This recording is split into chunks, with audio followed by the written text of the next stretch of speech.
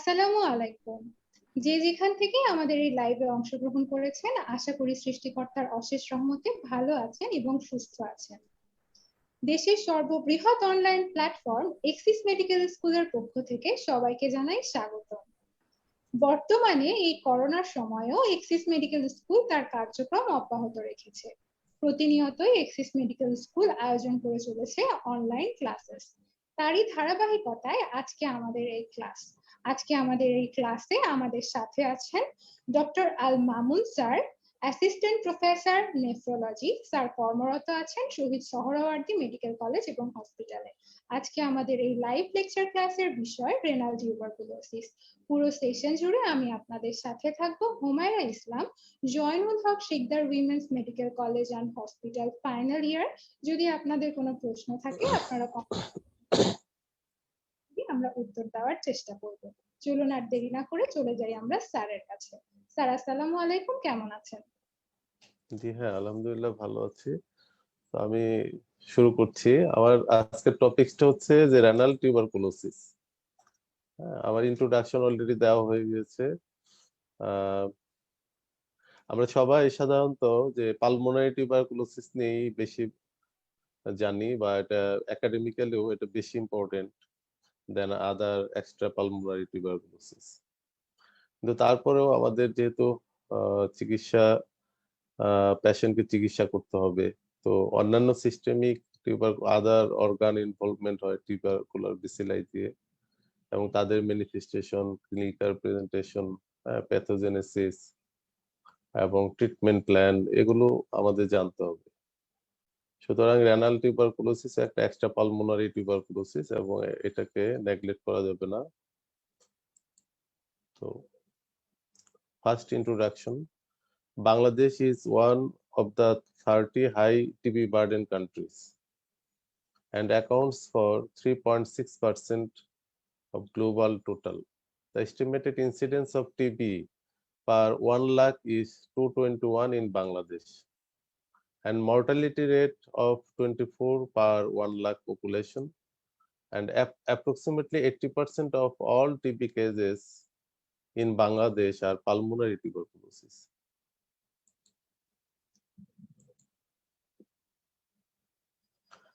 And tuberculosis is an infectious disease, এটা আমরা সবাই জানি, and caused by bacillus called Mycobacterium tuberculosis.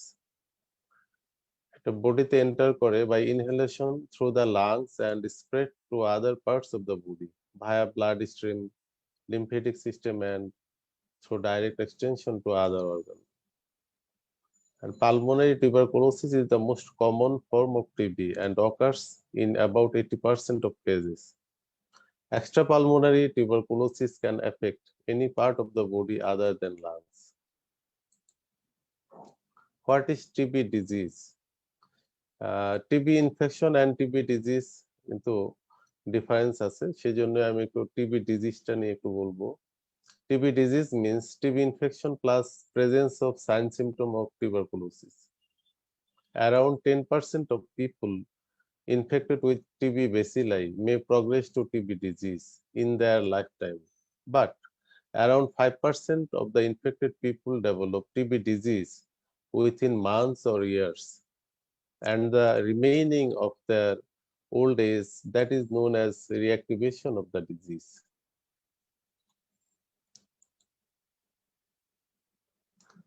Incidence of the TB is 100 times greater in patient with human immunodeficiency virus infection. TB is the most common opportunistic infection in HIV infected patient.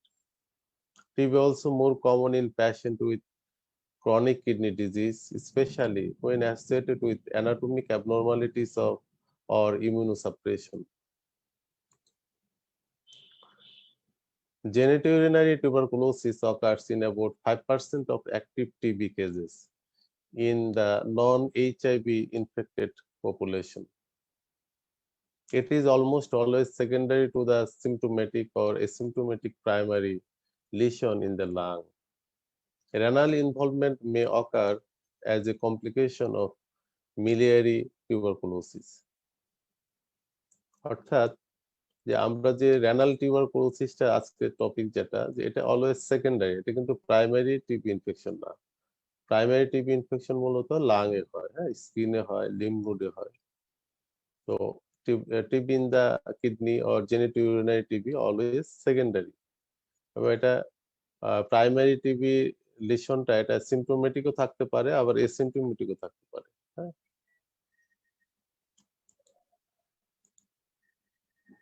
And pathogenesis, genitourinary অর্থাৎ renal টিউবারকুলোসিসটা কিভাবে হয়, সেই প্যাথোজেনেসিসটা আমি একটা ডায়াগ্রামেটিক picture দিয়ে আমি বোঝানোর চেষ্টা করব। প্রথমে তো ড্রপলেট ইনফেকশন, টিউবারকুলাই বেসিলাই যেটা, এটা আইদার ইনহেলেশন, হ্যাঁ, অথবা জিআইটি ট্র্যাক্টে এন্টার করে। তো বেসিলাইটা যখন এন্টার করে তখন মিউকোসা এবং সাবমিউকোসাল রিজনে ওরা একটা ফোকাই অর্থাৎ প্রাইমারি একটা নন স্পেসিফিক, হ্যাঁ, নন স্পেসিফিক একটা গ্রানুলোমা তৈরি করে, অর্থাৎ ওখানে ওরা রিসার্চ করে। তো রিসার্চ করার পরে যেমন টনসিলার এরিয়া অথবা আবার রেসপিরেটরি ট্র্যাক্ট, এখানে থেকে ওরা করে কি ড্রেনিং লিম্ফ নোডে ওরা টিবি বেসিলাই গুলো এন্টার করে, এবং এই ড্রেনিং লিম্ফ নোড গুলো এনলার্জ হয় এবং ওখানে গ্রানুলোমা ফর্ম হয়। এটাকে বলা হয় প্রাইমারি কমপ্লেক্স। এই প্রাইমারি কমপ্লেক্স থেকে আলটিমেটলি সাবসিকুয়েন্টলি আমরা জানবো যে কি হয় সাবসিকুয়েন্টলি। এই ড্রেনিং লিম্ফ নোড গুলো থেকে এখানে ডরমেন্ট অবস্থায় থাকতে পারে, কারণ প্যাথোজেনেসিসটা depend on the virulence of the organism and host responsiveness, হ্যাঁ। তো আমরা হিউম্যান বিং আমরা অলওয়েজ হোস্ট, আর মাইক্রোব্যাকটেরিয়াম টিউবারকুলোসিস অর্গানিজমটার এটা ভিরুলেন্সটা কেমন এটার উপরে একটা ডিপেন্ড করবে, আর হচ্ছে হোস্টের ইমিউন স্ট্যাটাসটা কেমন, হ্যাঁ, তার অন্যান্য ফাংশনাল ক্যাপাসিটি কেমন, এগুলোর উপরে ডিপেন্ড করে হোস্ট রেসপন্সটা হবে। এখন যদি হোস্টের ইমিউন রেসপন্সটা ভালো থাকে, স্ট্রং থাকে ইমিউনিটি, তাহলে এটা ডরমেন্ট অবস্থায় থাকবে। অথবা যদি ভালো অবস্থা না থাকে, হ্যাঁ, অথবা অর্গানিজমটা যদি খুব অ্যাগ্রেসিভ থাকে, তাহলে কি হবে, এটা অ্যাক্টিভ হবে। সেটা কি হবে যে এই লিম্ফ নোড থেকে ওরা করে কি যে থোরাসিক ডাক্ট হয়ে এটা হ্যামাটোজেনাস রুটে চলে যায়। অর্থাৎ থোরাসিক ডাক্টের ওপেনিং আমরা জানি, আমরা যদি অ্যানাটমি মনে করি যে থোরাসিক ডাক্টটা আলটিমেটলি কিন্তু ভেনা কাবা, হ্যাঁ, ব্রাকিওসেফালিক ট্রাঙ্ক হয়ে তারপর এটা ভেনা কাবা হয়ে তারপরে চলে যায় হার্ট। অর্থাৎ আমরা তাহলে লিম্ফেটিক চ্যানেল গুলা থেকে কিন্তু এই টিউবারকুলার সেলাই গুলা ব্লাডে চলে গেল। এই হেমাটোজেনাস স্প্রেড হওয়ার ফলেই মাল্টিপল অর্গান অথবা একটা সিঙ্গেল অর্গান, হ্যাঁ, ডিস্টেন্ট সাইটে এই বেসিলাই গুলো চলে যায়। এভাবেই মূলত কিডনিতে এই বেসিলাই গুলো চলে আসে। কিডনির প্রথমে যেটা হয় যে এটা কর্টিক্যাল এরিয়াতে গ্লোমেরুলার ক্যাপিলারিতে এটা এসে রিসার্চ করে।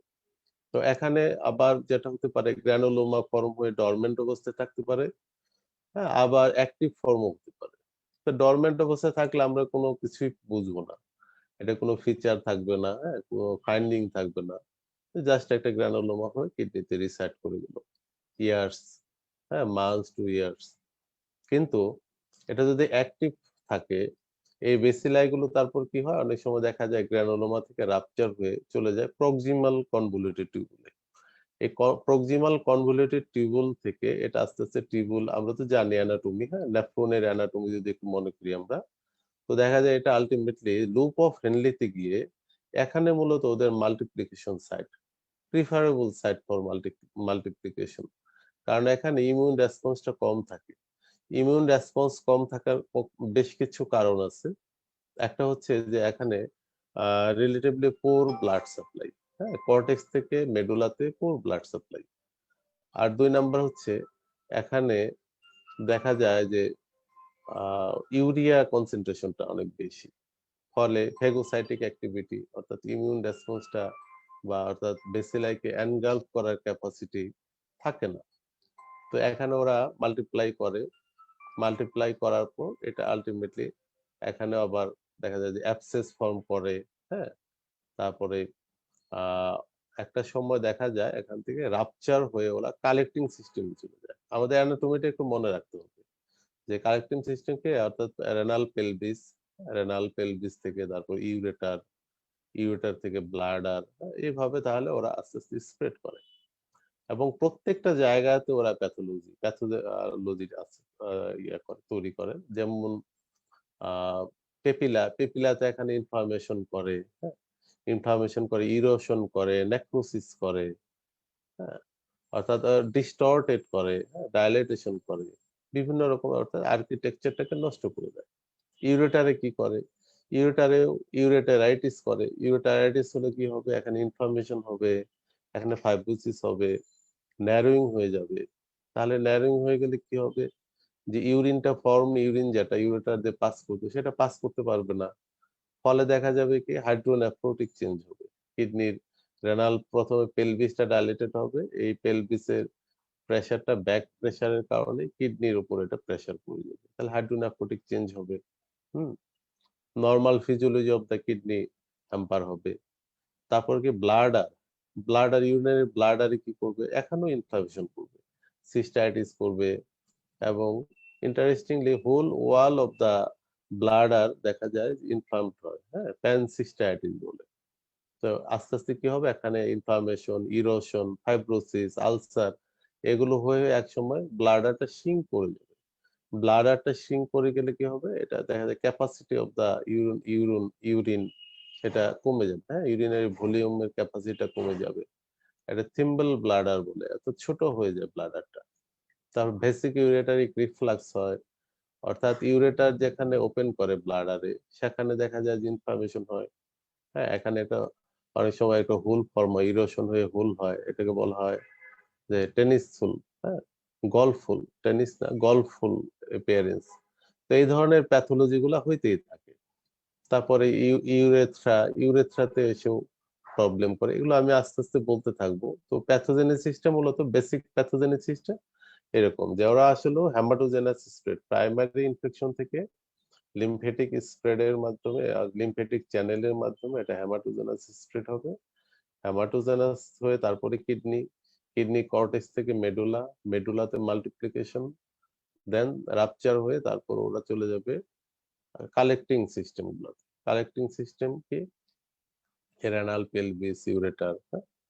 অর্থাৎ এগুলোতে গিয়ে আলটিমেটলি ব্লাডার, ইউরেথ্রা এবং জেনিটোইউরিনারি ইন কেস অফ মেল যে স্ট্রাকচার গুলা আছে প্রোস্টেট, হ্যাঁ? ভাঁজ ডিফারেন্স, হ্যাঁ? ভেসিকল এগুলোকে ইনফেক্টেড করতে পারে। আবার ফিমেলের ক্ষেত্রেও যে জেনিটোইউরিনারি যে স্ট্রাকচার গুলো আছে সেগুলো ফেলোপিয়ান টিউব বিভিন্ন রকমের এরকম প্রবলেম গুলো তৈরি করতে পারে।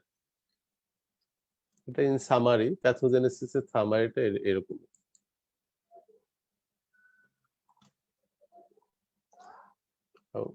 ক্লিনিক্যাল ফিচার গুলো বলবো এবং এই যে প্যাথোজেনেসিসটা যে আমি বললাম যে পার্ট বাই পার্ট যে ইনভলভমেন্ট সেটা এখানে ক্লিনিক্যাল ফিচারেও চলে আসবে। এখানেও আমি একটু বলবো আসলেও আমাকে ক্লিনিক্যাল ফিচারটা আসলেও ডিফিকাল্ট যে পেশেন্টের কোনো ক্লিনিক্যাল ফিচার নাও থাকতে পারে এসিমটোমেটিক, হ্যাঁ? সাধারণত আদার ম্যানিফেস্টেশন দিয়েও অনেক সময় দেখা যায় যে অন্যান্য সিস্টেমের সাথে ইনভলভমেন্ট, হ্যাঁ? কনস্টিটিউশনাল সিম্পটম হতে পারে। তো আমাদের সাসপেশনটা সবচেয়ে বড় জিনিস যে হাই সাসপেশন যদি না থাকে তাহলে আমরা কিন্তু জেনেটিভ টিবি আমরা ডায়াগনোস করতে পারবো না।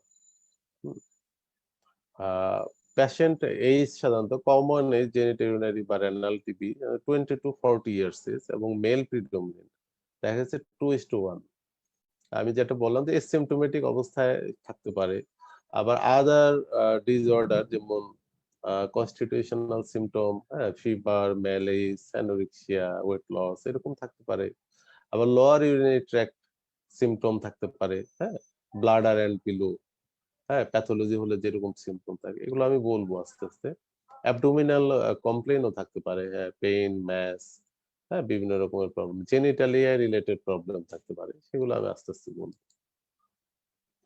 এখানে একটা বক্স আছে যে দেখা যাচ্ছে যে এসিম্পটোমেটিক থাকে 25% এবং এগুলো ইনসিডেন্টাল ফাইন্ডিং আদার কোনো ডিজিজ ডায়াগনোস করতে গেলে বা অথবা একটা ইনভেস্টিগেশন করার পরে দেখা যায় যে এই রেনাল টিবিটা ডায়াগনোস হয়। অর্থাৎ টার্গেট প্রথমে রেনাল টিবি ডায়াগনোস করা হতে থাকে না।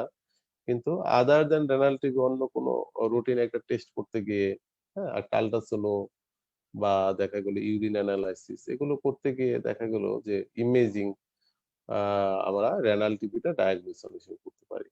আবার কিছু ক্ষেত্রে দেখা যায় অটোপসি, হ্যাঁ? ওয়েস্টার্ন ওয়ার্লড এ অটোপসি খুব কমনলি হয়, আমাদের দেশে যদিও কম হয়। তো তখন দেখা যায় যে অটোপসিতে ধরা পড়ে যে লোকটার রেনাল টিবি ছিল। লাইফ টাইম সে হয়তো বুঝতেই পারেনি। 25%। আর এসিম্পটোমেটিক ইউরিনারি অ্যাবনরমালিটি, এখানে পারসিস্টেন্ট পাইউরিয়া, হ্যাঁ? পারসিস্টেন্ট পাইউরিয়া অর্থাৎ কনভেনশনাল অ্যান্টিবায়োটিক আমরা দিচ্ছি, পেশেন্টের পাইউরিয়াটা ভালো হচ্ছে না। কিন্তু পেশেন্টের অন্য কোনো প্রবলেম নেই। শুধু পাইউরিয়া। তো তখন আমাকে অবশ্যই মাথায় রাখতে হবে যে এটা জেনেটিক ইউরিনারি টিবি কিনা। মাইক্রোস্কোপিক অ্যাবনরমালিটিস, হ্যাঁ? ইউরিনে দেখা গেল কাস্ট আছে, প্রোটিনউরিয়া আছে, হ্যাঁ?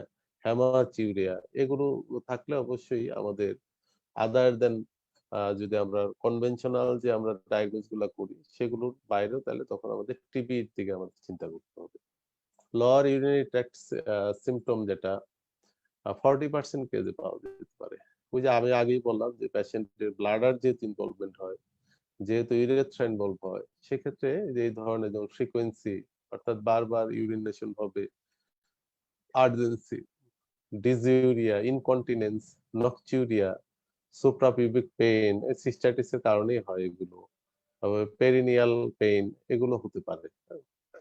Mail genital tract involvement, male genital tract involvement দেখা যায় 75%, ফিমেলের চেয়ে বেশি কমন, হ্যাঁ? মেল জেনিটাল ট্র্যাক্ট ইনভলভমেন্ট, এখানে epididymitis, haemospermia, infertility, reduced semen volume, হ্যাঁ? এই ধরনের প্রবলেম হয়, সিম্পটম আকারে আসতে পারে। Female genital tract involvement less than male, এটা লেস দেন 5%, এবং যদি হয় তাহলে amenorrhoea, infertility, vaginal discharge, bleeding, pelvic pain, এগুলো হতে পারে। কনস্টিটিউশনাল সিম্পটম যেটা fever, reduce appetite, anorexia, weight loss, night sweat, এগুলো হতে পারে less than 20। And other problem যেগুলো যেমন ইউরোলিথিয়াসিস, ইনসিডেন্টাল অনেক সময় দেখা যায় যে টিউবারকুলোসিসের সাথে অনেক সময় ইউরোলিথিয়াসিস থাকে, হাইপারটেনশন, হ্যাঁ? হাইপারটেনশন লেস কমন, কিন্তু রিমোট পসিবিলিটি হলেও অনেক সময় পাওয়া যায়। অ্যাকিউট কিডনি ইনজুরি, একেআই বলে যেটাকে, chronic kidney disease, abdominal colic, abdominal mass, হ্যাঁ? তো এই ধরনের প্রেজেন্টেশন নিয়ে আসতে পারে। এখন symptomatic lower urinary tract symptom and frequency dysuria nocturia, এগুলো তো সাধারণত দেখা যায় 75% of the TB patient, renal TB বা জেনেটিক ইউরিনারি টিবি পেশেন্টের এই ধরনের প্রবলেম গুলা থাকে, হ্যাঁ? যে ডিসইউরিয়া, নকচিউরিয়া, পাইউরিয়া অর হেমাচিউরিয়া, তাহলে এটা হলো 75%। আর ইউরিনারি ফ্রিকোয়েন্সি যেটা, এটা ইনফ্লামেটরি ব্লাডারের জন্য, হ্যাঁ? সিস্টাইটিস এর জন্য এটা, তাহলে ইউরিনারি ফ্রিকোয়েন্সিটা কেন হয়? যে সিস্টাইটিস এর জন্য। আচ্ছা। আর কনসেন্ট্রেটিং ক্যাপাসিটি যদি কমে যায় কিডনির, তাহলে হবে নকচিউরিয়া। রাতে বেশি প্রস্রাব হবে। বারবার শুধু রাতে প্রস্রাব করবে। তাহলে এটা হলো concentrating capacity of the urine যদি লস হয়ে যায় বা কমে যায়। আর পেইনলেস ম্যাক্রোস্কোপিক হেমাচিউরিয়া, এটাও অনেক সময় দেখা যায় যে ইউরিনারি টিবির জন্য এটা হতে পারে, হ্যাঁ? কলিকি পেইন, কলিকি পেইনটা সাধারণত দেখা যায় যে অবস্ট্রাকটিভ ফিচার এটা। যে লোয়েন টু গোয়েন, গ্রোয়েন পেইন, কলিকি পেইন, হ্যাঁ? সাধারণত আমরা বলি যে এটা স্টোনের কারণে হয়। কিন্তু দেখা যায় যে টিবি উইথ স্টোন, ক্লট, হ্যাঁ? তারপরে পেপিলা, যেহেতু পেপিলা ড্যামেজ হয় টিউবারকুলোসিস এর একটা প্যাথোজেনেসিস, যেটা আমরা বললাম যে পেপিলা ইনভলভ হয়ে ড্যামেজ হয় এবং স্লাবিং আউট হয়। তো সেই স্লাবিং আউট এগুলো আল্টিমেটলি ইউরেটারে পাস করে এবং দেখা যায় যে অনেক সময় অবস্ট্রাকটিভ ফিচার, হ্যাঁ? স্টোনের মতো। তাহলে স্টোনে যেরকম একটা ব্যথা, পেইন, হ্যাঁ?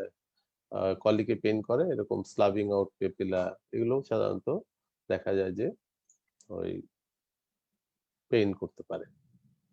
Advanced disease, frequency and urgency related to reduced bladder capacity, thimble bladder, অর্থাৎ ইনফ্লামেশন হয়ে যেহেতু আমি একটু আগেই বলেছি যে প্যানসিস্টাইটিস, ব্লাডারের অল ওয়াল, হ্যাঁ? সবগুলা ওয়াল, এন্ডোথেলিয়াম, হ্যাঁ? তারপরে মাসল লেয়ার, হ্যাঁ? এপিথেলিয়াম, সবগুলো, অর্থাৎ ব্লাডারের সব লেয়ার যখন ইনফ্লামেশন হবে তখন কি হবে? একটা পর্যায়ে এটা ফাইব্রোসিস এর শ্রিঙ্ক হয়ে যাবে। শ্রিঙ্ক হয়ে গেলে ওটাকে আমরা বলি থ্রম্বল, এটা কমে যায়, ইউরিনারি ভলিউম ইন ব্লাডার এটা তাহলে কমে যাবে। Incomplete emptying increase susceptibility to infection and secondary vesicular reflux may also occur. কারণ যখনই অ্যানাটমিক্যাল অ্যাবনরমালিটি হবে, এরকম ফাইব্রোসিস হয়ে, আলসার হয়ে, হ্যাঁ, ন্যারোইং হয়ে, তখন দেখা যায় ভেসিকুলেটারি রিফ্লাক্স হবে। অর্থাৎ মিকচুরেশনের সময় কি হবে যে নরমালি ভেসিকল অ্যান্ড ইউরেটার এর ওখানে একটা ভালভ হিসেবে কাজ করে। মিকচুরেশনের সময় এই ইউরিনটা আর ব্যাকফ্লো হয় না, ইউরেটারের দিকে পাস করে না, এটা ইউরেথ্রা দিয়ে মিকচুরেশনটা হয়। কিন্তু ইন কেস অফ ভেসিকুলেটারি রিফ্লাক্স দেখা যায় যে during contraction of the bladder, হ্যাঁ, তখন দেখা যায় যে ইউরেটার দিয়ে ব্যাকফ্লো হয়, হ্যাঁ, ইউরেটার দিয়ে ইউরিনটা ব্যাকফ্লো হয়। ব্যাকফ্লো হলে তাহলে কি হবে, ইউরেটারটা আস্তে আস্তে ডায়ালেটেড হয়ে যাবে। তো এটাকে বলা হয় ভেসিকুলেটারি রিফ্লাক্স। তো যেহেতু ওপেনিংটা নষ্ট হয়ে যায়, ভেসিকলে যে ইউরেটারের ওপেনিং সেটা নষ্ট হয়ে যাওয়ার কারণেই ওই ভালভের অ্যাক্টিভিটিটা আর থাকে না। হ্যাঁ, নরমালি ভালভ হিসেবে কাজ করে ডিউরিং মিকচুরেশন। কিন্তু ইন কেস অফ টিউবারকুলোসিস এখানে ভেসিকুলেটারি রিফ্লাক্স হতে পারে। In chronic ureteral obstruction and enlarged kidney infection or perinephric collection leads to dull aching loin pain. কিডনিটা যখন ইউরেটারিক অবস্ট্রাকশনের কারণে কি হবে, কিডনিটা হাইড্রোনেফ্রোটিক চেঞ্জ হয়ে কিডনির সাইজটা বড় হয়ে যাবে, ক্যাপসুলের উপর প্রেসার পড়বে, আবার এদিকে যদি ইনফেকশন থাকে, আবার পেইনেফ্রিক কালেকশন থাকে, সবকিছু মিলে এরকম ডাল একিং লোয়েন পেন হতে পারে, হ্যাঁ, ব্যাক পেইন হিসেবে আসতে পারে। সিভিয়ার সুপ্রাপিউবিক পেইন, ব্যাকএক, ডিসইউরিয়া এগুলো হতে পারে অ্যাকিউট সিস্টাইট টিউবারকুলার সিস্টাইটিসের কারণে। তাহলে এই ধরনের প্রেজেন্টেশন আমরা পেতে পারি। আর জেনিটাল ইনভলভমেন্ট মেনে বেশি কমন। ইউরিনারি টিবিতে জেনিটাল ইনভলভমেন্টটা বেশি in case of male. Epididymitis may present with scrotal discomfort, mass or cold abscess. অনেক সময় রাপচার হয়ে যায়, এটা non healing posterior scrotal sinus form হতে পারে। আর thickening of the vas deferens result in the beaded vas. Beaded vas হিসেবেও স্ক্রোটামে পালপেট করলে দেখা যাবে বিডেড ভাস হিসেবে আমরা পেতে পারি। হ্যাঁ, TB in the prostate may present with lower urinary symptom or perineal pain. Prostate may hard or boggy. তাহলে এরকম আমরা প্রোস্টেট ইনভলভমেন্ট হলো এরকম পেতে পারি, পেরিনিয়াল পেইন হতে পারে। হ্যাঁ, আর penile and urethral TB may present with stricture, fistula, ulcer or papulonecrotic skin lesion. তাহলে এই ধরনের প্রেজেন্টেশন হতে পারে। Hemospermia, reduction of semen volume and infertility other than other manifestation genital involvement. Direct spread of Mycobacterium tuberculosis to sexual partner is possible.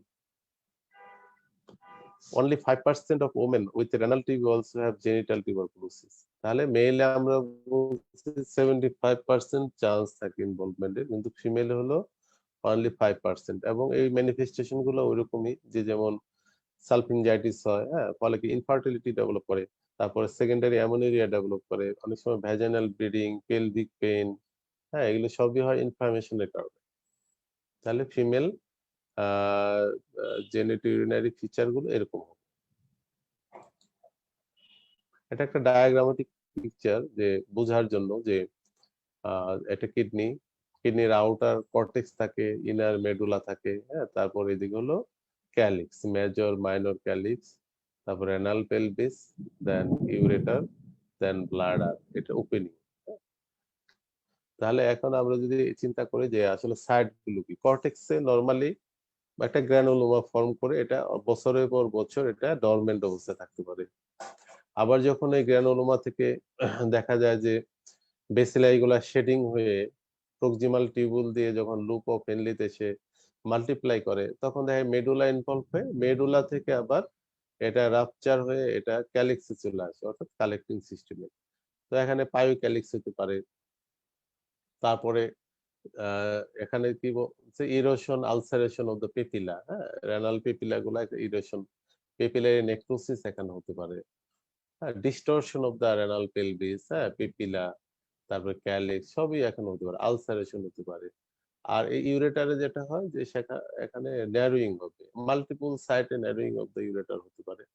ফলে যেটা হবে যে যদি ন্যারোয়িং হয় তাহলে ব্যাকফ্লো, ইউরিনটা এই ড্রেন হতে পারবে না, ইউরিনটা হবে কি রেনাল পেলভিস থেকে এটা আস্তে আস্তে প্রক্সিমালি অর্থাৎ এই কিডনির উপরে প্রেসার পড়বে, এটা ডায়ালেটেড হয়ে যাবে, বেলুনের মতো ফুলে যাবে, নরমাল স্ট্রাকচার নষ্ট হয়ে যাবে, তো ফুলে গিয়ে আর কিডনির উপর প্রেসার পড়বে, কিডনিটা তখন কি হবে, সোলেন হয়ে যাবে, সোলেন হবে, সোলেন হলে কি হবে, নরমাল কিডনির যে প্যারেনকাইমা, নেফ্রনের, গ্লোমেরুলাই এগুলোর অ্যাক্টিভিটি অর্থাৎ নরমাল ফিজিওলজিক্যাল অ্যাক্টিভিটিটা নষ্ট হয়ে যাবে, হ্যাঁ, লেস ফাংশনিং হবে, ক্যাপসুলের উপর চাপ পড়বে, ক্যাপসুলের উপর যখন চাপ পড়বে তখন যেটা হবে যে পেইন হবে, ডায়ালেটিং পেইন হবে, হুম, অ্যাবসেস হলে তারপরে এই যে পায়োক্যালিক্স, হ্যাঁ, তাহলে কি হবে, ফিভার থাকবে, ফিভার থাকবে এবং পাইউরিয়া আলটিমেটলি ব্লাডারে আসবে, ব্লাডারে কি হবে, যে যেটা ওপেনিং অর্থাৎ ইউরেটার এবং ভেসিকল অর্থাৎ ব্লাডার, ভেসিকো ইউরেটারিক যে ওপেনিং, এটা নরমালি এখানে বাল্ব লাইক অ্যাক্টিভিটি থাকে না, রিফ্লাক্স কখনো ব্যাকফ্লো হয় না, ব্লাডারে ইউরিন আসার পর এটা ব্যাকফ্লো হবে না নরমালি, কিন্তু এখানে যখন ইনফ্লামেশন হবে, ইউরোশন হবে, হ্যাঁ, স্ট্রাকচারাল চেঞ্জ হয়ে যায়, এটাকে গলফুল ইউরেটার বলে, টিবিতে হয়। ফলে যেটা হবে যে এখানে ব্লাডার থেকে রিফ্লাক্স হবে, ব্লাডার কন্ট্রাক্ট হলেই রিফ্লাক্স হবে, রিফ্লাক্সে এই ইউরেটার ইউরিনটা চলে যাবে, হ্যাঁ, এটা একটা ক্রনিক প্রসেস হতে হতে একসময় এটা ডায়ালেটেড হয়ে যাবে, হ্যাঁ। আর ব্লাডারের ওয়াল ইনভলভের কারণে এটা সিস্টাইটিস, প্যানসিস্টাইটিস এর থিম্বল ব্লাডার হয়, অর্থাৎ ব্লাডারটা ছোট হয়ে যায়, শ্রিঙ্ক করে যায় এবং এর ক্যাপাসিটি কমে যায়, ভলিউম অফ দ্য ইউরিন এখানে খুব বেশি আর নিতে পারে না, এই জন্য ইউরিন আর্জেন্সি, ফ্রিকোয়েন্সি এগুলো বাড়তে থাকে। তাই এটা মূলত ডায়াগ্রামেটিক পিকচারটা এবং বোঝানোর জন্য।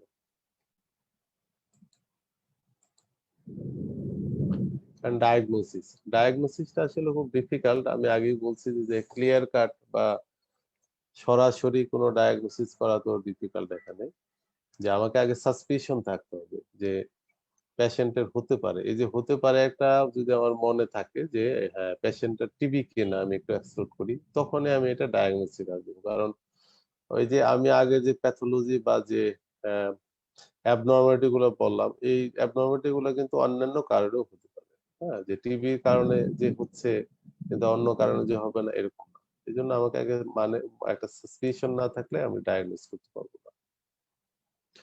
কারা রিস্ক গ্রুপ, এটা আগে আমাদের একটু বুঝলেই তাহলে আমরা যেতে পারবো, যে elderly patient a risky group, আর রিসেন্টলি এক্সপোজ টু ইনফেকশন, হ্যাঁ, টিবি ইনফেকশনে যারা একটু রিসেন্ট এক্সপোজ হয়েছে তাহলে ওদের এরকম প্রেজেন্টেশন আসতে পারে, ইমিউনো কম্প্রোমাইজড ইন্ডিভিজুয়াল, আর patient with tuberculosis, present TB আছে যে তারকে তখন আমাকে একটু মাথায় রাখতে হবে তার জেনেটিক ইউরিনারি আছে কিনা, হ্যাঁ, তাহলে এরকম ভাবে আমরা রিস্ক গ্রুপটাকে আমরা চিনতে পারি। আরেকটা হচ্ছে যদি কারো স্টেরাইল পাইউরিয়া হয়, স্টেরাইল পাইউরিয়াটা কি, যে পেশেন্টের কালচার নেগেটিভ কিন্তু তার পাইউরিয়া হচ্ছে এবং কনভেনশনাল যে অ্যান্টিবায়োটিক আমরা দিচ্ছি তাতে পেশেন্ট রেসপন্স করতেছে না, তখন আমরা তাকে বলবো স্টেরাইল পাইউরিয়া। তো স্টেরাইল পাইউরিয়া যদি কারো থাকে তখন আমরা তাকে সাসপিশন হিসেবে টিউবারকুলোসিস কিনা আমরা ডায়াগনোস করি। আর কনফার্ম হওয়ার জন্য আমাদের তো অবশ্যই আইসোলেশন লাগবে, এটা তো প্যাথোলজি বা ইনফেকশন চ্যাপ্টারে বলা হয়েছে যে একটা ইনফেকশন ডিজিজ ডায়াগনোস করতে হলে ফাইনালি কনফার্ম হতে হলে তাহলে অর্গানিজম আইসোলেট করতে হবে, তাহলে ওটা কনফার্ম, তাহলে isolation of the mycobacterium tuberculosis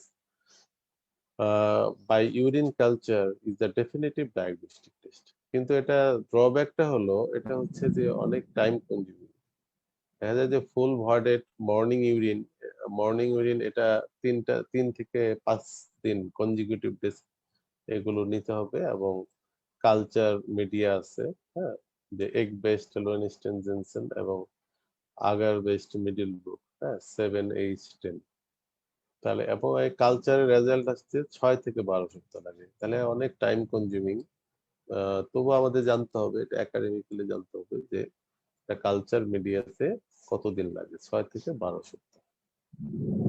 তাহলে এই কালচার আমরা করতে পারি। আর টিউবারকুলিন টেস্ট যেটা এমটি টেস্ট, এটা তো আমরা খুবই কমনলি জানি এবং অহরহ করি, কিন্তু এটা আসলে ইনফেকশনকে ডায়াগনোস হেল্প করে, কিন্তু ডিজিজকে না। এটা মনে রাখতে হবে যে but not necessarily disease. Positive test কখন হবে? যদি কেউ অ্যান্টিজেনে এক্সপোজ হয়, অর্থাৎ আগে টিবি হয়েছে অথবা বিসিজি ভ্যাকসিন নিচ্ছে, তাহলে তার কিন্তু এমটি টেস্ট পজিটিভ হবে। হ্যাঁ, কিন্তু এমটি টেস্ট নেগেটিভ মানেই এক্সক্লুড করতে পারবো না যে তার টিবি না, কারণ দেখা যায় যে immunocompromise patient MT test তার নেগেটিভ, কিন্তু তার other finding, other diagnostic clue থেকে আমরা তখন তাকে চিন্তা করে দেখবো যে টিবি কিনা। এমটি টেস্ট পজিটিভ হলেই যে টিবি, আবার নেগেটিভ হলেই টিবি না, এরকম না। এই জন্য আমি এটা দিলাম জাস্ট ইন্টারপ্রিটেশনের জন্য, যে এমটি টেস্ট করে কি আমরা ডায়াগনোস করতে পারি টিবি ডিজিজ? আসলেও না। এমটি টেস্ট করে আমরা শুধু একটাই বুঝতে পারি যে প্রিভিয়াসলি সে হয়তো টিবি এক্সপোজ হয়েছে, অর্থাৎ ইনফেকশন হয়েছিল, অথবা তার বিসিজি ভ্যাকসিন দেওয়া আছে, হ্যাঁ, ইমিউনাইজছে, একটা ভ্যাকসিন দিছিল, সেই জন্য এমটি টেস্ট পজিটিভ। কিন্তু এটা দিয়ে আমরা ডিজিজকে আমরা ডায়াগনোস করতে পারি না। র্যাপিড টেস্টের কিছু কিছু রিসেন্টলি মেথড আছে, যে র্যাপিড টেস্টটা কি, যে রেডিওমেট্রিক গ্রোথ মেথড, যেটা এটা আইসোলেশন করা যায় এসিড ফাস্ট বেসে, এটা 9 ডেজ টাইম লাগে। তাহলে এটা আমরা একটু মনে করি যে এটা কনভিনিয়েন্ট। যদি আমরা কালচার করে দেখতে চাই, তাহলে এটা রেডিওমেট্রিক গ্রোথ মেথড দিয়ে আমরা করতে পারি। সেরোলজিক টেস্ট, এগুলো র্যাপিড টেস্ট, হ্যাঁ, antigen, soluble antigen fluorescence antibody test করা হয়, অথবা পিসিআর করা যেতে পারে। ঠিক আছে, তাহলে এগুলো হচ্ছে আমরা যে সেরোলজিক্যাল টেস্ট করে আমরা বুঝতে পারি যে এটা টিবি। তারপরে এলি স্পট, অর্থাৎ এলি এনজাইম লিঙ্ক ইমিউনো স্পট। হ্যাঁ, এলি স্পটটা এটা হলো যে ভিট্রো ডায়াগনস্টিক টেস্ট, এবং কি করা হয়, এটা T cell specific mycobacterium tuberculosis অ্যান্টিজেনটা এখানে দেখা হয়। এটা একটা সুবিধা হচ্ছে যে এই টেস্ট রেজাল্ট আগে প্রায়র যদি কেউ যদি এমটি টেস্ট করেও থাকে, তাহলে এটা কোনো হবে না, আনএফেক্টেড হবে না। অথবা যদি কারো লো CD4 কাউন্ট থাকে, বিশেষ করে এইচআইভি ইনফেক্টেড পেশেন্টদের এলি স্পটটা করা যেতে পারে। হুম, যে এলি স্পটটা দেখা যাচ্ছে যে ইদানিং এই এমটি কে রিপ্লেস করে ফেলতেছে এলি স্পটটা। এমটি টেস্টে আমরা যেহেতু কনক্লুশন আসতে পারি না, তো রিসেন্টলি এই কনসেপ্টটা যে এলি স্পটটা এমটি কে রিপ্লেস করতেছে।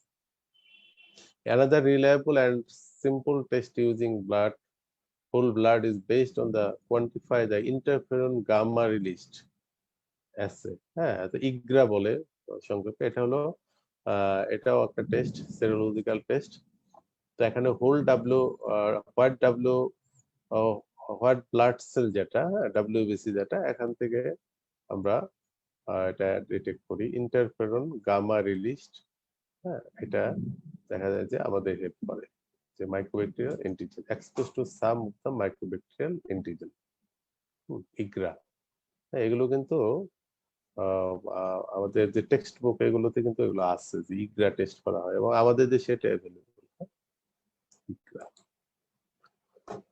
তারপর এটা আমার জানা নাই, সম্ভবত আমাদের দেশে হয় না, তারপরে এটা একটু আমি জানার জন্য দিয়েছি, যে ডিটেকশন অফ লাইপো অ্যারাবিনোমেনন, হ্যাঁ, এলএএম বলে শর্টলি। এটা হলো গ্লাইকোলিপিড একটা, এটা ইউরিন থেকে করা হয়। ইউজিং ল্যাটারাল ফ্লো এসে is a simple and rapid test for the detection of TB in patient with advanced HIV infection with CD4 count less than 200 cells per microliter. যারা severely HIV infected এবং CD4 count কমে গেছে, তাদের ক্ষেত্রে এই ধরনের test গুলো যৌক্তিকতা আছে। আরেকটা হচ্ছে জিন এক্সপার্ট, আমরা যেটা, এটা আমাদের দেশে অ্যাভেলেবল এখন, যে এটিপিক্যাল এই টিউবারকুলোস, যেমন জেনেটোরিয়াল টিউবারকুলোসিসের জন্য আমরা জিন এক্সপার্ট কিন্তু কমনলি করে থাকি। এটা নিউক্লিক অ্যাসিড সিকোয়েন্স দেখা হয় মাইক্রোব্যাকটেরিয়াম টিউবারকুলোসিসের, যে জেনোমিক সিকোয়েন্স যেটা, সেটা এটা, এবং সাথে রিফাম্পিসিন সেনসিটিভিটিটাও দেখা হয়, আর যেটা, হ্যাঁ, রিফাম্পিসিন সেনসিটিভ রেজিস্ট্যান্ট, সেটাও আমরা দেখি এই জিন এক্সপার্ট করে, এটা আমাদের দেশে অ্যাভেলেবল। তাহলে এই ধরনের টেস্টগুলো আমরা টিউবারকুলোসিস কিনা এটা ডিটেকশনের জন্য আমরা এই ধরনের টেস্ট করি।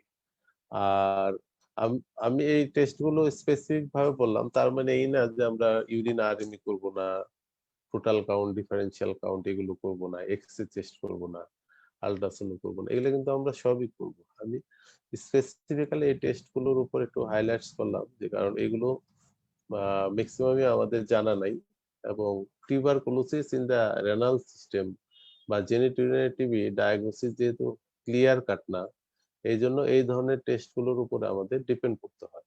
এই জন্য আমি যে প্রিভিয়াস যে টেস্টগুলো বললাম এগুলো আমাদের একটু জানতে হবে। আরেকটা হচ্ছে যে ultrasound guided fine needle aspiration cytology. এটা একটা ইউজফুল ডায়াগনস্টিক টুল। এখানে গ্র্যানুলোমাটা আমরা দেখতে পারি, কিন্তু এটা আমরা সবসময় করব না। যদি ইউরিন কালচার পজিটিভ হয় সেই ক্ষেত্রে আমরা করে দেখতে পারি, এবং যদি তার ইমেজিং এ দেখা যায় যে গ্র্যানুলোমা দেখা যাচ্ছে, হ্যাঁ, যদি আমরা ভালো একটা আল্ট্রাসোনোগ্রামে বা সিটি স্ক্যানে যদি দেখি যে না রেনালে কোনো লিশন আছে রেনাল কর্টেক্স বা মেডুলাতে, তখন আমরা ফাইন নিডল অ্যাসপিরেশন সাইটোলজি করে ওখানে গ্র্যানুলোমা, হ্যাঁ, কেজিয়েটিং গ্র্যানুলোমা আমরা পেতে পারি। এটা একটা ইনভেস্টিগেশনের glow. And x-ray, just simple একটা এক্সরে কেওবি, হ্যাঁ, এক্সরে কেওবিতে এখানে যেটা দেখছি যে ক্যালসিফিকেশন, এই যে প্যাথোজেনেসিসে দেখা যায় যে যে ড্যামেজড যে স্ট্রাকচার গুলা এখানে দেখা যায় ক্যালসিফিকেশন হয়, ডিস্ট্রফিক ক্যালসিফিকেশন বলে এটাকে। তো ক্যালসিফিকেশন হয়ে এটা একটা ক্লাউডি, এটা বলা হয় কিউমুলাস ক্লাউড, হ্যাঁ, কিডনিতে কিউমুলাস ক্লাউড অর্থাৎ ভাসমান সাদা মেঘের মতো একটা শ্যাডো দেখা যাচ্ছে। তো এই ধরনের presentation just simple x-ray chest, x-ray KUB করলে আমরা এরকম পেতে পারি। হ্যাঁ, তো এগুলো আমাদের ফেভার করবে, যে ডায়াগনোসিস ফেভার টিবি জেনিটোরিনারি বা রেনাল টিবির ব্যাপারে এই ধরনের যদি ইমেজিং আমরা পাই তাহলে অবশ্যই এটা চিন্তা করতে হবে। কিউমুলাস ক্লাউড বলে টার্মটাকে।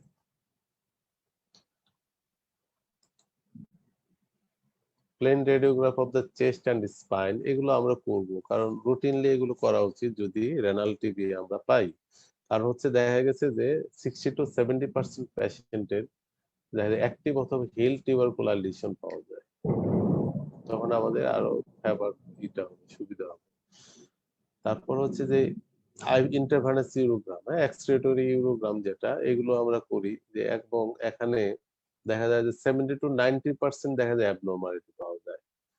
কি হয় যে erosion of the tip of the calyx, যেটা আমি আগে বলছি একবার, যে তারপর স্পাস্টিসিটি, ইনকমপ্লিট ফিলিং, অর্থাৎ ন্যারোইং হয়ে যায় বা ডিস্টর্টেড হয়ে যায়, ফলে দেখা যায় যে নরমাল আর্কিটেকচারটা থাকে না, distortion, infundibular stenosis, hydrocalycosis, multiple ureteral structure, hydronephrosis, hydroureter, হ্যাঁ, অথবা non visualization of the kidney, অর্থাৎ কিডনির ফাংশনই লস হয়ে গেছে। তখন আর ওই আইভিউ অর্থাৎ মানে ইউরোগ্রামের যে তার ডাইটা, হ্যাঁ, ডাই নিবে না কিডনি, এক্সক্রিশনই হবে না, তখন কিডনি দেখা দেবে। তাহলে এগুলো অ্যাডভান্স স্টেজে এই ধরনের আইভিউতে এই ধরনের ফাইন্ডিং আমরা পাবো। ডিফারেন্সিয়াল ডায়াগনোসিস, ডিফারেন্সিয়াল ডায়াগনোসিসে তাহলে আমরা টিউবারকুলোসিস যখন সাসপেক্ট করব, তাহলে আর সাথে কি কি ডিফারেন্সিয়াল হতে পারে এটা অবশ্য ভাইবা ধরতে পারে, যে ডিফারেন্সিয়াল কি হতে পারে। As a chronic non specific urinary infection,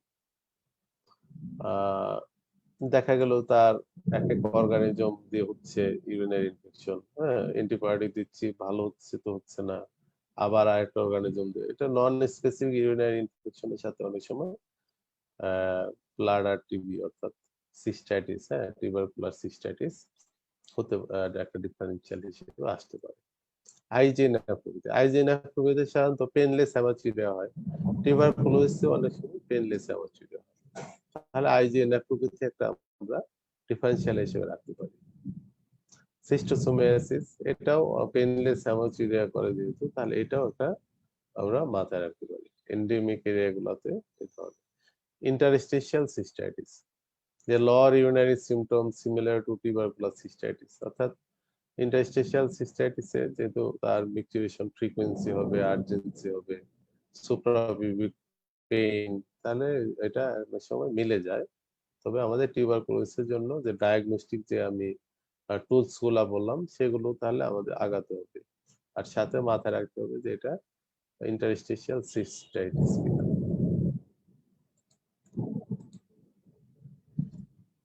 now treatment. তাহলে টিউবারকুলোসিস, এনি সাইট টিউবারকুলোসিস যখন আমাদের হবে, তাহলে আমাদের কয়েকটা জিনিস মাথায় রাখতে হবে যে aim of treating tuberculosis to cure the patient of TB tuberculosis, to prevent death from active tuberculosis or its late effect, to prevent relapse of tuberculosis, to decrease transmission of TB to others, to prevent the development of acquired drug resistance. তাহলে এগুলো আমাদের aim of treatment. তো ট্রিটমেন্টটা খুব simple, যে pulmonary tuberculosis যেরকম management plan, আমাদের যে রেনাল টিউবারকুলোসিস একই রকম ম্যানেজমেন্ট প্ল্যান। হ্যাঁ, নাথিং ডিফারেন্স। এখানে যেমন এক্সট্রা পালমোনারি টিবি ক্যাটাগরি 1 আমরা দিব, যে ক্যাটাগরি 1 এ ইনিশিয়াল ইন্টেনসিভ ফেজ 2 মাস এবং নেক্সট কন্টিনিউশন ফেজ হলো 4 মাস। তো ইনিশিয়ালি 2 মাসে হচ্ছে কি এইসে যেটা হলো আইসোনায়াজাইড, আর হচ্ছে রিফাম্পিসিন, জেড হচ্ছে পাইরাজিনামাইড, ইতে হচ্ছে ইথামবিউটিল। আর কন্টিনিউশন ফেজে আমরা দেব যে আইসোনায়াজাইড এন্ড রিফাম্পিসিন 4 মান্থ। তাহলে আমরা ক্যাটাগরি 1 টাই আমরা দেব ইনিশিয়ালি। তো ক্যাটাগরি 2 আমি আর বলতেছি না এখানে, এই ক্যাটাগরি 1, হ্যাঁ, জেনিটোরিয়াল টিবি ইনিশিয়াল 2 মান্থ 4টা drug initial, and late continuation phase হলো লেটার 4 মান্থ 2 ড্রাগস।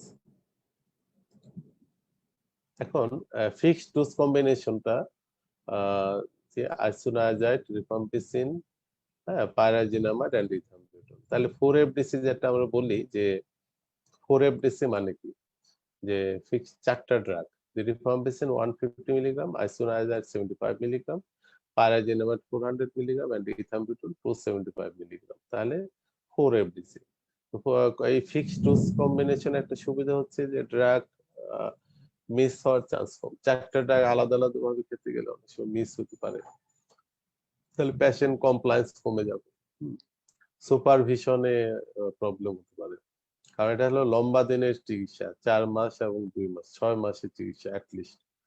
এই জন্য আবার এদিকে কস্ট ইফেক্টিভ, মানে টাকা কম লাগবে। একসাথে ফিক্সড ডোজ একসাথে থাকলে 4টা ড্রাগ আলাদা কিনতে গেলে অনেক টাকা লাগবে, এবং এখানে ফিক্সড ডোজের জন্য কস্ট ইফেক্টিভ।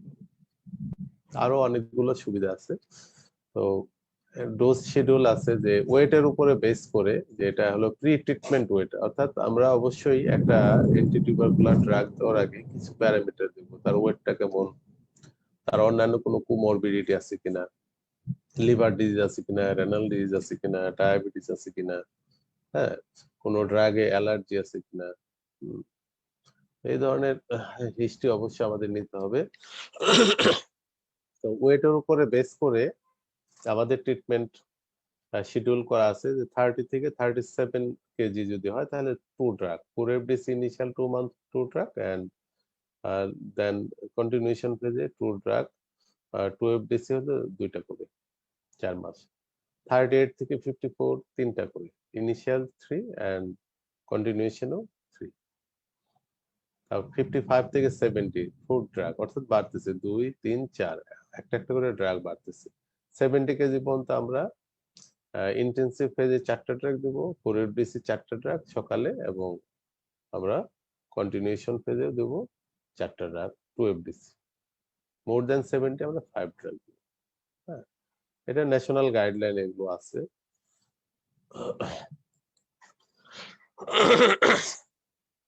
এই স্পেশাল সিচুয়েশনে আমি শুধু রেনাল ফেলিউর নিয়ে আজকে ডিসকাস করব, কারণ অনেক সবগুলো নিয়ে আমি আর ডিসকাস করব না, যদি সুযোগ হয় অন্য সময়টা ডিসকাস করা যাবে। তো আমরা অনেক সময় অরিড থাকি যে রেনাল ফেলিউর, তাহলে টিবি ট্র্যাক করতে পারবে কিনা।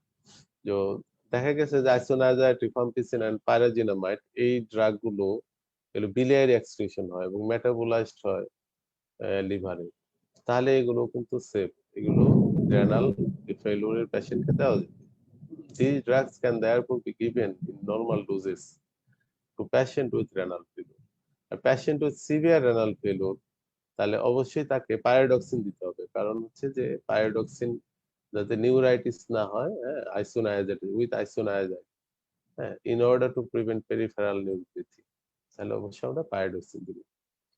আচ্ছা, আর স্ট্রেপ্টোমাইসিন এন্ড ইথাম্বিউটল, স্ট্রেপ্টোমাইসিন যদিও ক্যাটাগরি 1 এ নেই, এটা ক্যাটাগরি 2 এ, তো তারপরে এখানে অলরেডি বলে দিচ্ছি ইথাম্বিউটলটা ক্যাটাগরি 1 আছে। তো এই ফুড ড্রাগ এর মধ্যে ইথাম্বিউটল, তো এই দুইটা এক্সক্রিশন হয় কিডনিতে, এবং আমরা তাহলে এই ড্রাগ দুটাকে আমরা যদি সিভিয়ার রেনাল ফেলিউর হয়, অর্থাৎ জিএফআর যদি দেখা যায় 30 এর নিচে চলে গেছে, তাহলে অবশ্যই এটা ডোজ অ্যাডজাস্ট করবে।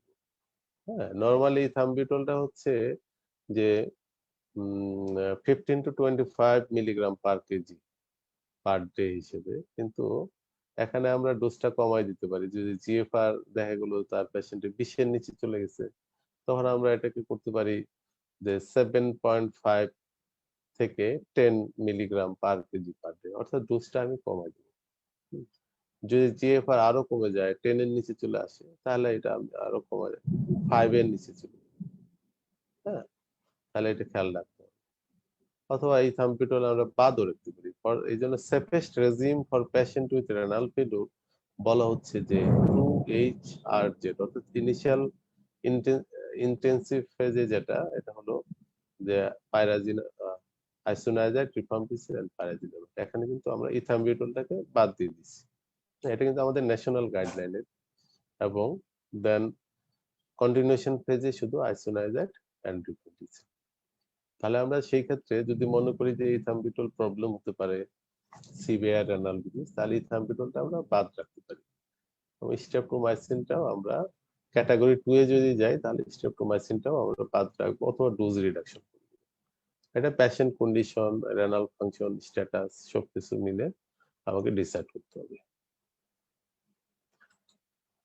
এন্ড বিফোর কনক্লুশন, আরেকটা হচ্ছে প্রেগন্যান্সি উইথ টিউবারকুলোসিস, সেটা জেনেটিউরিনারি টিবি হোক অথবা পালমোনারি টিবি হোক, প্রেগন্যান্সিতে অল এন্টি-টিবি ড্রাগ, বিশেষ করে ক্যাটাগরি 1 সেফ। হ্যাঁ, সুতরাং অসুবিধা নেই, প্রেগন্যান্সিতে ক্যাটাগরি 1 আমরা ট্রিটমেন্ট করতে পারবো। আর সাইড এফেক্ট আমি বলিনি, যেটা অনেক সময়ের ব্যাপার। তো সাইড ইফেক্ট গুলো এন্টি-টিবি ড্রাগের side effect, mild side effect এবং মেজর সাইড ইফেক্ট হতে পারে। মাইল্ড সাইড ইফেক্টের মধ্যে নজিয়া, হ্যাঁ, জিআইটি রিলেটেড হতে পারে। অনেক সময় দেখা যায় পেশেন্টের একটু আর্থ্রালজিয়া হয়, তারপরে মাইল্ড ইচিং হয়, হ্যাঁ, এই ধরনের হতে পারে।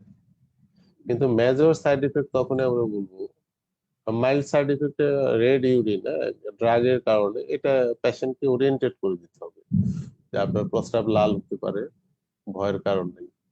কিন্তু কিছু কিছু ওয়ার্নিং সাইন পেশেন্টকে বলতে হবে। তার মধ্যে একটা হচ্ছে যে পেশেন্ট যদি ইনট্রাক্টেবল ভমিটিং করে, যে কোনোভাবে তার বমি কমতেছে না, পেশেন্ট যদি জন্ডিস ডেভেলপ করে গেছে, হ্যাঁ, তাহলে কিন্তু অবশ্যই ড্রাগ স্টপ করে দিতে হবে। পেশেন্টের ইচিং, ইন্টেন্সিভ ইচিং সাথে rash, blurring of the vision, হ্যাঁ, তারপরে ডিফনেস, এই ধরনের যদি যেগুলো পেশেন্ট খুব মানে ওরিড হয়ে যাবে, তাহলে অবশ্যই এগুলো আগে থেকে বলে দিতে হবে যে এই ধরনের সিমটম হলে অবশ্যই ড্রাগ বন্ধ করে ফিজিশিয়ানের সাথে যোগাযোগ করবেন। এই ধরনের আরো অনেক সাইড ইফেক্ট হতে পারে যেগুলো রিমোট পসিবল, তো এগুলো কমন সাইড ইফেক্ট। ঠিক আছে, আমি এই পর্যন্ত আজকে কনক্লুশন টানতে যাচ্ছি। কোনো কোয়ারি থাকলে আমাকে জিজ্ঞেস করতে পারেন।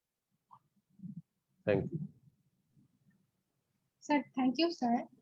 তবে স্যার কিছু কোয়েশ্চেন ছিল, যেমন হ্যাঁ, হচ্ছে হ্যাঁ, একজন পেশেন্ট যদি তার ফুল কোর্স ট্রিটমেন্টটা নেয়, হ্যাঁ। তারপরেও যদি তার ডায়স্ট্রিয়া, ওয়েট লস এই জিনিসগুলো দেখা যায়, সেক্ষেত্রে সে কি করবে? কি দেখা যায়? স্যার, হেমাচুরিয়া, ডায়সুরিয়া বা ও টিবির আচ্ছা, যদি আচ্ছা, হ্যাঁ, হ্যাঁ, হ্যাঁ।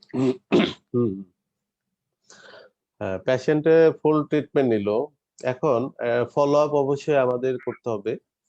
যদিও আমি আসলে স্লাইড বাড়াইনি, যে অনেক অনেক কিছু লেখার ছিল বা বলার ছিল, এত লম্বা লেকচার দিলে আসলে কনসেন্ট্রেশনও নষ্ট হয়ে যায়। তো পেশেন্টকে ফলো আপ করতে হবে যে ট্রিটমেন্ট দেওয়ার পরে তার রেসপন্সটা কেমন। রেসপন্স তাহলে তার ক্লিনিক্যাল যে সিম্পটম গুলা ছিল, ১ম এ কমপ্লেইন ছিল এগুলো থাকবে না। পেশেন্ট কিউর হয়ে গেলে এগুলো থাকবে না। হ্যাঁ? পাইউরিয়া থাকলে পাইউরিয়া থাকবে না। বা পেশেন্টের হেমাচুরিয়া ছিল আগে, হেমাচুরিয়া থাকবে না। হ্যাঁ? লয়েন পেইন থাকবে না। বা আমরা ইমেজিং স্টাডি যদি করি তাহলে আগে যেরকম স্টেনোসিস ছিল, ন্যারোইং ছিল, হাইড্রোনেফ্রোসিস ছিল, এগুলো আস্তে, আস্তে আগের চেয়ে অনেকটাই কমে গেছে।